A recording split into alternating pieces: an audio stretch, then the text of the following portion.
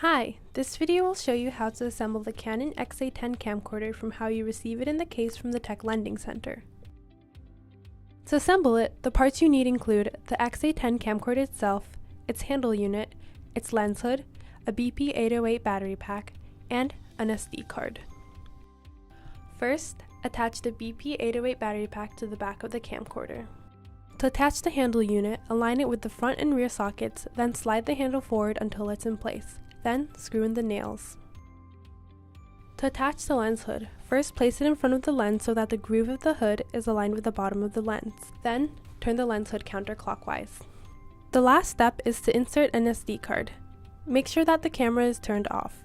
Then open the double memory slot cover, insert the card with its label facing the front of the camcorder, push it into one of the slots until it clicks. You have now finished assembling your Canon XA10. For further instruction, you can refer to the camera's LIB guide on the Claremont College's library website. Thank you for watching.